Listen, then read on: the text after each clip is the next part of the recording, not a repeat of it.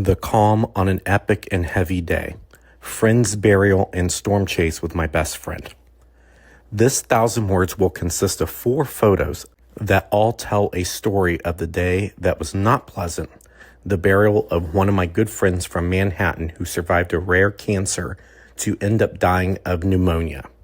I met this guy when I moved back to Manhattan in 2011 after ending the relationship with my first ex so I could work at Kansas State University. This guy helped me through my divorce and taught me a lot about myself. When I moved to Kansas City and he ended up at the University of Kansas Hospital, I made sure to visit him often. He had a heart of gold, but like my best friend at the time they were both alive, they kept facets of their lives separate, never letting these compartments ever touch. I wonder if that sped up their departure from this earth. By the time of Doug's death, I had made a new friend that became my best friend after Charlie, mentioned in another part of this memoir. His name is William, and he and I like hiking trails and nature. I invited him to come along with me, and he and I would go hiking after the burial. I get to the burial in El Dorado, Kansas. As the burial ceremony began, this cute little thundercloud formed off in the distance, giving light thunder rumbles. I knew that was a sign from Doug. He was asking me to do something I love. Quote, follow the storm and let the storms guide you to what I want you to do today. Unquote. That's exactly what I did. I followed the little thundercloud to the vicinity of the El Dorado Correctional Facility. I was able to capture a couple lightning bolts, which it was infrequent. If memory serves me right, William and I then went to eat at a Mexican place in El Dorado before going to Tallgrass Prairie to hike.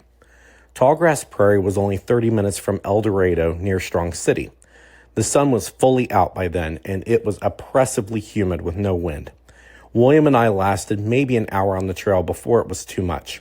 He and I started our drive back to Kansas City. I realized William had not been to the lookout south of Lawrence, so we detoured to go see the platform. This is the second photo in the series. What I saw on this platform was more like a rainbowscape of reddish orange to violet with my mind's eye. To the south was a developing band of storms with sun rays going through the clouds off to the west and northwest. What I saw was another message from Doug to enjoy the scene and then proceed to Kansas City for the main event. I did not know what that was, but I assumed stronger storms. When William and I got back, I stopped by my place to get my now ex Michael and went back to William's place. He lived on the top floor of his building and has a balcony that is like a botanical garden. We all settled in and watched Golden Girls, which William and I both appreciate. Then very loud thunder and close lightning developed. I was so excited. My first attempt at getting the very frequent lightning was a bust because it was too bright. As my frustration approached the fuck it level, I accidentally discovered a feature with the iPhone that I did not know about. How to do a burst and changing aperture.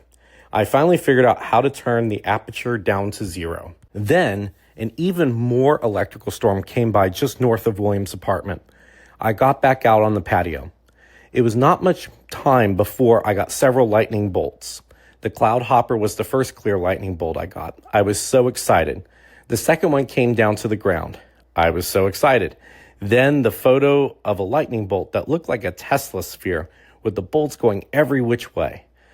The photo shows one layer. What I felt when I took this photo is something completely more intense.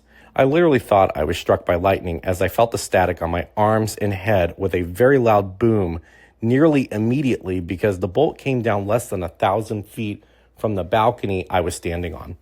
It seemed like several seconds, but the photo is literally one single frame with no prolonged exposure. That is how dynamic this lightning bolt was. I actually sold prints of this at a Yellow Freight Lines art show. Was a temp worker there for a bit and was an awful job, but I digress. This day, I knew the spirit of Doug was still looking over those he loved, and I was eternally grateful for his advice beyond the veil that led to what was the most successful lightning shot I've had. I forgot to mention that Doug and I bonded over storm chasing. He used to storm chase a lot before he got really sick with a rare form of cancer. 1 in 100 million kind of cancer. It was like he was there for one last storm chase hurrah. While it was not an ideal kind of day for a venture with my new best friend, especially since it was a somber day because of the burial of one of my close friends, Doug worked his magic to get my attention to follow the rumbles of thunder that led to one of the best days I had while I was in Kansas City and Kansas from 2012 to 2018. I wish I had half the spirit Doug had. He was one of the most alive people I ever met and impacted me in a positive way more than any other person. His advice and wisdom usually was spot on. That's why I listened and gave my new best friend quite an eventful day. Blessed.